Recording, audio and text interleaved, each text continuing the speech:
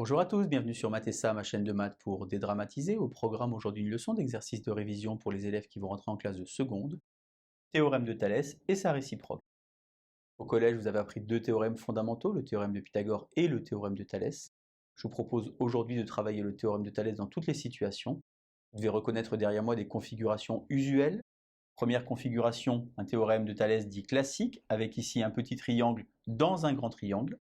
Exercice numéro 2, Thalès papillon, éventuellement dit aussi sablier, avec un petit triangle situé à l'extérieur du grand triangle. Et enfin, exercice 3, un exercice sur la réciproque du théorème de Thalès. Je vous rappelle que le théorème de Thalès, ça sert donc à calculer des longueurs sur des figures, tandis que la réciproque sert à prouver que des droites sont parallèles.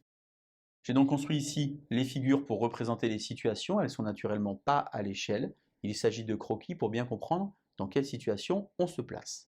J'ai choisi également de rédiger parfaitement la correction de l'exercice. À la fin de la vidéo, je vous insérerai un lien vers une autre vidéo pour que vous puissiez faire davantage d'exercices si vous en avez le besoin. Je vous propose donc de m'écarter, vous allez mettre la vidéo en pause, vous allez tenter de faire les 3 exercices préparés et on se retrouve juste après.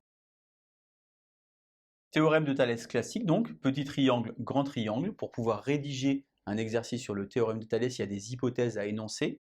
Il faut d'abord être dans un triangle avec un point sur un segment entre crochets et également avoir deux droites parallèles. Le théorème de Thalès est finalement une égalité de quotients de longueur. Il faut réussir à écrire parfaitement ces quotients. La petite astuce pour moi, c'est donc de déterminer quelle est la lettre qui n'est pas située sur les parallèles. Je l'écris alors en couleur pour la faire ressortir. Il s'agit ici de la lettre R.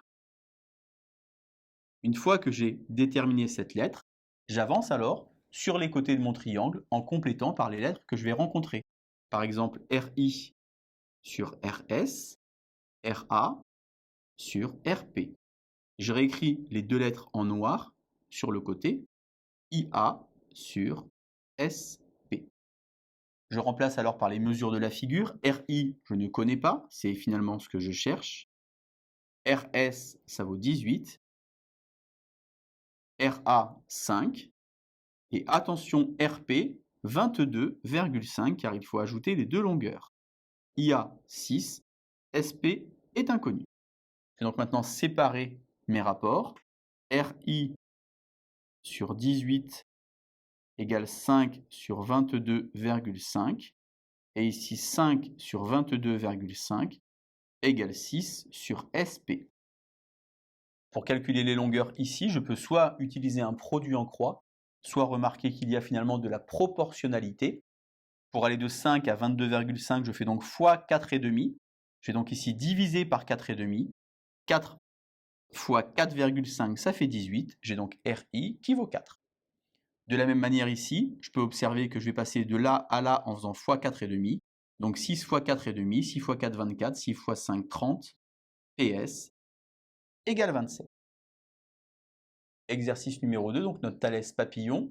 Alors les hypothèses sont les mêmes. Attention cependant ici, il s'agit d'une demi-droite, notée avec un crochet et une parenthèse. Comme tout à l'heure, on va donc déterminer la lettre qui n'est pas située sur les parallèles. Il s'agit ici de la lettre O, que je vais donc écrire, comme tout à l'heure, en rouge, 4 fois. Je vais avancer sur mon triangle en choisissant d'aller soit vers le grand triangle, soit vers le petit triangle, mais en faisant à chaque fois la même chose. Par exemple ici, ON sur OM égale OT sur OP. Je réécris alors les deux lettres en noir, NT sur MP. Je remplace par les valeurs. ON, je ne connais pas. OM, 4. OT, je ne connais pas. OP, 6. NT, 7. Et MP, 3. Je vais donc séparer comme tout à l'heure en deux parties. ON sur 4 égale non pas ce quotient mais celui-ci pour avoir les mesures, 7 tiers. Et OT sur 6 égale 7 tiers. J'effectue par exemple ici un produit en croix, 4 fois 7, 28 divisé par 3. Soit j'écris 28 tiers, soit j'écris 9,33. Je préfère écrire 28 tiers car il s'agit d'une valeur exacte. Ici, 6 fois 7, 42. 42 divisé par 3, ça fait 14. Et je vérifie à l'aide d'un petit feedback en remontant que j'ai bien répondu à la question ON. Mais ici, j'ai trouvé OT alors que je voulais PT. lorsque j'observe la figure, PO plus OT, ça fait PT car les 3 points sont alignés. J'obtiens donc ici PT égale 14 et 6, 20. Dernier exercice enfin, donc l'exercice sur la réciproque du théorème de Thalès. Il faut d'abord calculer bien séparément les quotients pour voir si par hasard ils sont égaux. J'identifie donc mes quotients, je pars donc de la lettre qui n'est pas sur les potentiels parallèles.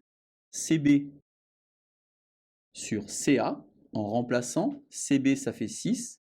Attention, CA ça fait 6 plus 18, c'est-à-dire 24. J'obtiens donc CB sur CA qui fait donc 1 quart, c'est-à-dire 0,25. CD sur CE, je remplace 7 sur 28. CD sur CE égale donc 1 quart, c'est-à-dire 0,25. Et une hypothèse fondamentale pour la réciproque du théorème de Thalès, c'est que les points doivent être alignés dans le même ordre. Lorsque vous observez la figure, CBA et CDE sont alignés dans le même ordre. Les deux quotients CB sur CA et CD sur CE sont égaux. D'après la réciproque du théorème de Thalès, les droites BD et AE sont parallèles. Donc voilà 3 exercices pour vous. Théorème de Thalès classique, théorème de Thalès papillon et réciproque du théorème de Thalès. Je vous insère comme promis le lien vers la vidéo de la classe de seconde sur ce point. Je vous laisse vous entraîner et je vous dis à bientôt sur Matessa. Bonne journée!